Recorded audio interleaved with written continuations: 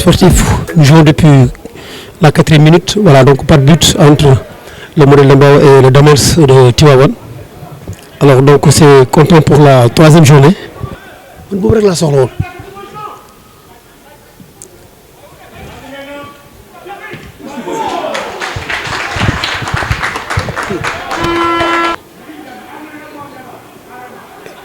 Salou Koli, déviation, Lamine Diop la frappe, c'est contré. Attention, ouais.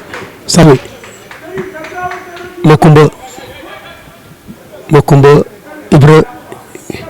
Makumba, Ibra, voilà qui change, Cheikh Sen. Cheikh, voilà, il a vu Salou Koli, c'est très bon ballon. Salou Koli dans les 18 mètres, Salou Koli, qu'est-ce qu'il va faire? Le retrait. Ibra, déviation, Lamine Diop, c'est bon. Salou Koli la frappe. Oh le poteau. C'est pas mal ça, c'est bien joué. Touche.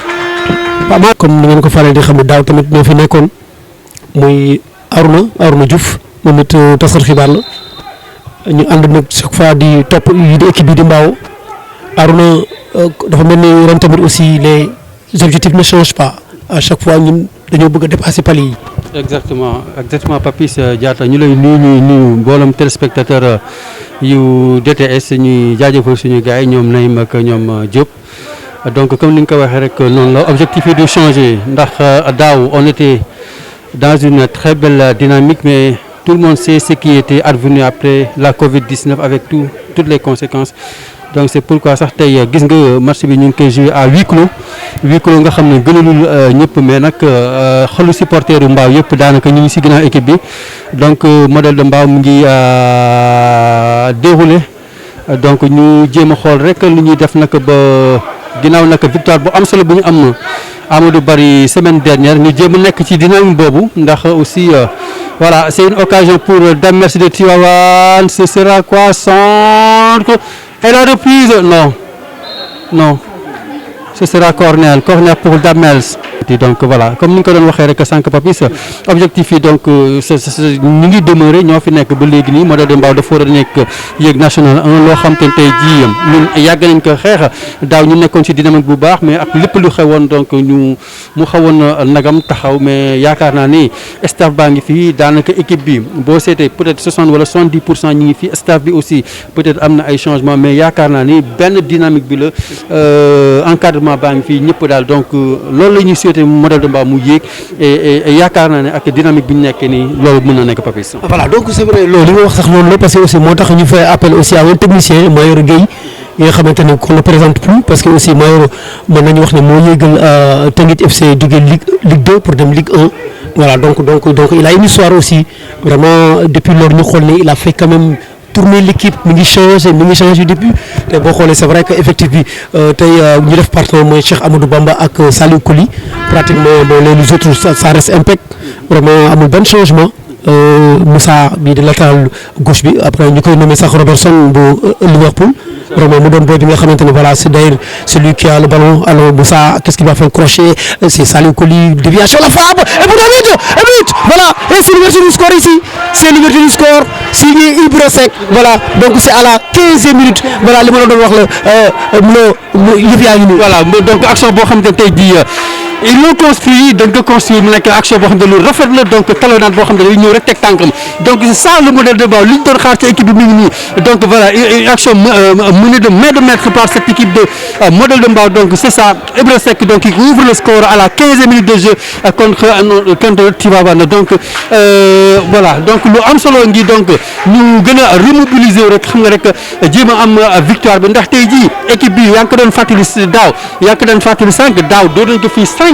donc loolu pourquoi pas ñu defaat ko voilà mën na nekk équipe bi ni mu commencé nii en temps nga xam ne Modèle de Mbao moo ko mën donc dañ ko war a gagner ak la manière. à coup sûr parce que boo gisee tey c'est vrai que prétendant ñëpp ñu ngi à 4 points c'est avant l'entame de la 3e journée mais boo xoolee goal average la ñu rawante USPA raw nañu goal average ASC HLM raw nañu goal average je ne sais pas la 3e équipe ban la donc ñu ngi en 4e position mais pourtant ñun ñëpp ñu tolloo 4 points c'est vrai defoon nañu fi ay match boo xoolee suñu match d'ouverture bi c'est vrai gisoon nañu équipe bi di doxal mais l'animation offensive des na trop Le jeu a son compte, donc c'est important. Nous sommes à domicile. Voilà. Les matchs à domicile, c'est des matchs à gagner impérativement. L'essentiel, c'est que les sorties, essayer de les gérer. La semaine passée, on a mieux que géré, on a gagné. On a obtenu les 3 points à l'extérieur. Donc, si on parvient à s'installer sur cette dynamique-là, je suis sûr et certain que voilà, cette équipe, voilà, c'est une très belle occasion. Non, Orgé Badiali, au carton plein. Voilà, ballon Mokumba. Monsieur qui Moussa. Belle déviation de Cheikh Amadou Bamba. La balle est perdue. Tête de jour de Daniels. Attention, attention, il arrive à qu'est-ce qu'il va faire? Oh, mais c'est pas vrai. Oui. Oh là là, oui. Il a été accompagné par Mokumba. Je ne sais pas. Oh là là. Ah ouais, quelle erreur. Oh là là. Aïe. Légalisation. Oui. Légalisation de Daniels sur une erreur.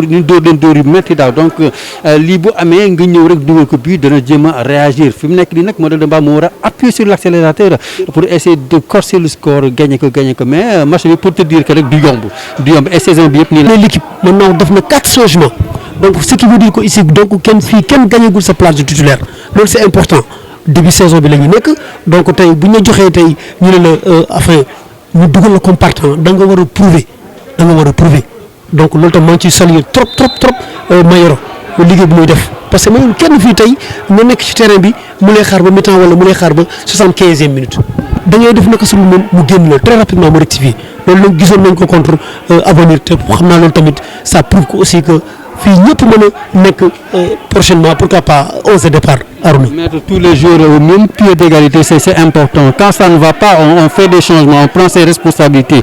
On vous a élu pour être le coach, donc un coach il doit prendre ses responsabilités. Donc après ni nga ko waxee rek noonu la donc ay nit yoo xam te ne doon nañ dox bu ñu ñëwee match bi doxuñu voilà coach dañ la fal pour nga jël ses responsabilités donc ce changement c'est le numéro 15 donc.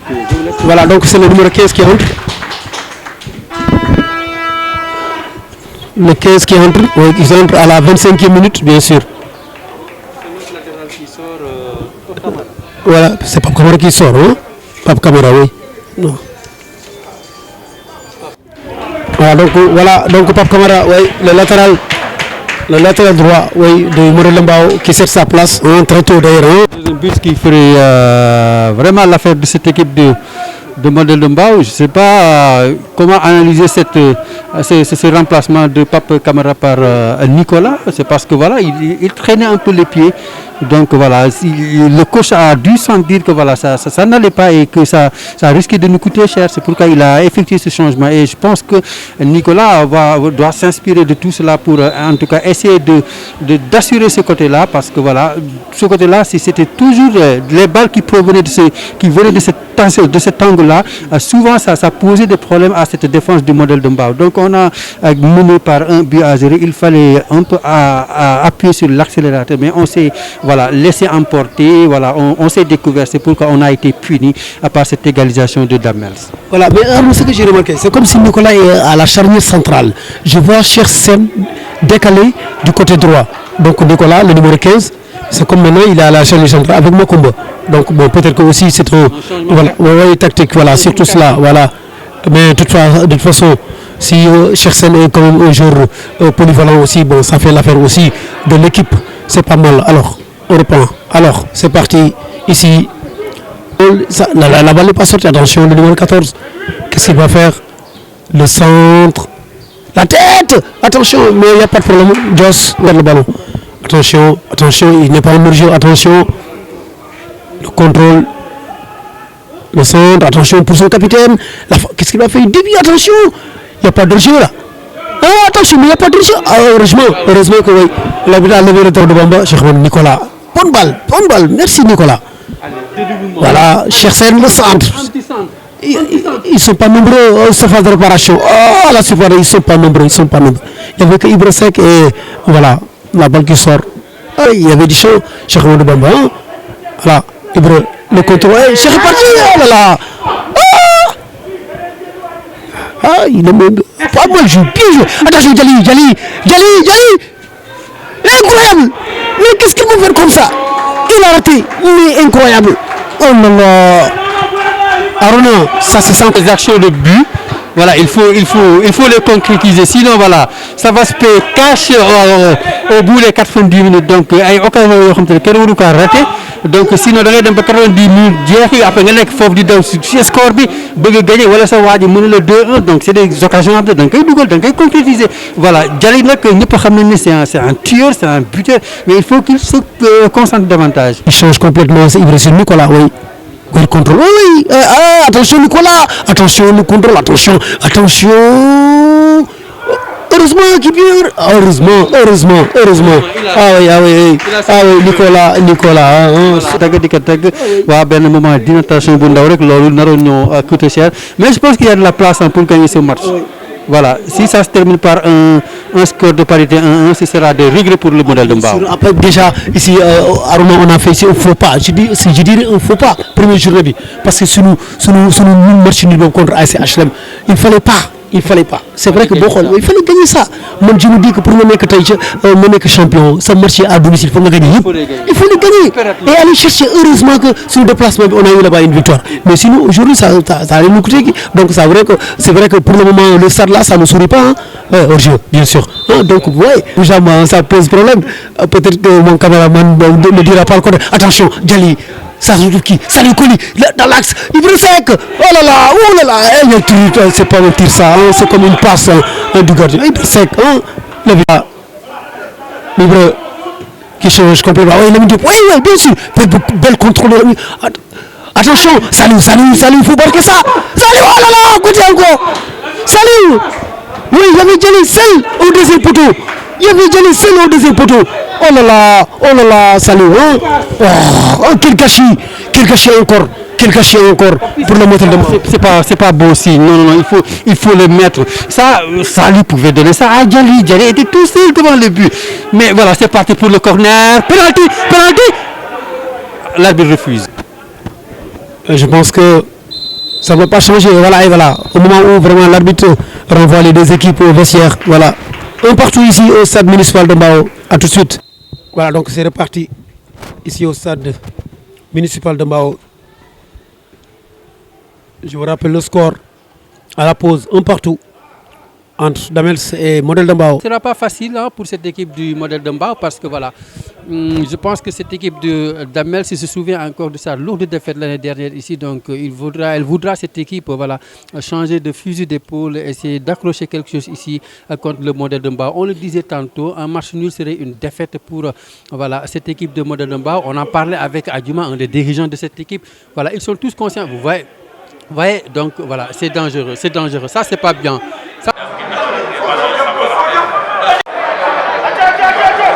Ciao, pas Marcel, Lamine Diop qui essaie d'accélérer le jeu. Lamine Diop, Moussa de l'autre côté gauche, Moussa, ouais, qui s'est fait. Attention, il est un peu retenu par le main qui frappe. Oh là là, pas mal. Il a tenté sa chance quand même. Il a tenté la corner tirée par Chersen. Dans le paquet, la tête. Oh la claquette, attention. Oh là là, re-corner, bien sûr. Pas mal de période là de cette rencontre. Attention, il n'y a pas de jeu. Regarde-moi, il attend. Attention, mais juste doit sortir. Heureusement. Quelle balle finalement ratée par. Voilà, mais il y a un jeu. Ah oui, encore une. Ndax tey jii du benn sérénité la ñuy dégager fi mu nekk nii donc voilà ils essaient de jouer le tout pour nous.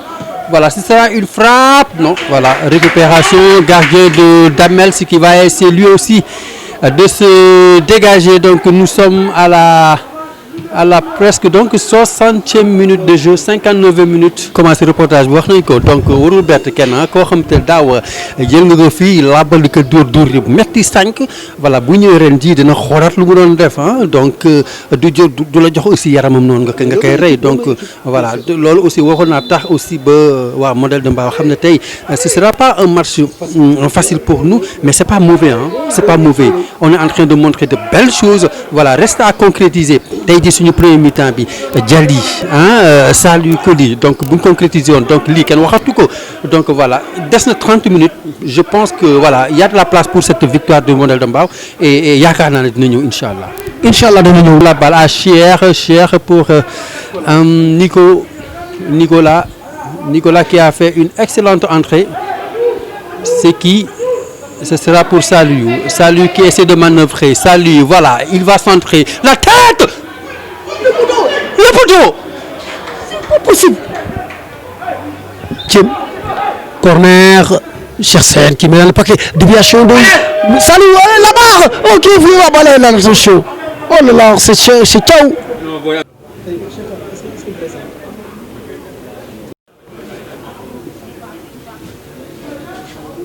Voilà donc deux changements du côté du modèle de Mbao. Voilà, deux joueurs entrants, c'est Lamine Diop, le capitaine qui cède sa place. Et Salou Kouli, bien sûr, qui est sorti de l'autre côté. Il faut mettre la pression, bien sûr. Pourquoi pas pour marquer un deuxième but. Attention, Ibrahima la frappe en groupe. C'est pas vrai. Heureusement qu'il a émergé. Attention, le numéro 9, attention, qui donne ça, le 11 qui frappe, mais il n'y a pas de problème pour Dios, il n'y a pas de souci. Patelay, attention, Ibra, il est en jeu, mais Ibra n'est pas en jeu, Ibra qui se fait la frappe, oh là là, au-dessus, oui, il est fraîchement entré dans le terrain, oui, c'est le remplaçant, le Nyopodem, Diop.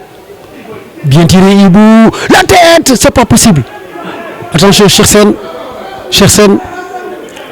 Ibra, coup franc. Aïe, Cheikh, voilà, Cheikh, daf ko ci point de pénalty bi. Voilà, la tête.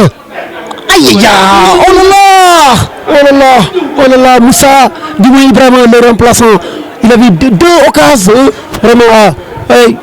C'est l'une des dernières balles qui laisse la balle mourir en touche. Ah oui, c'est presque fini. C'est fini. Ici, mon ballon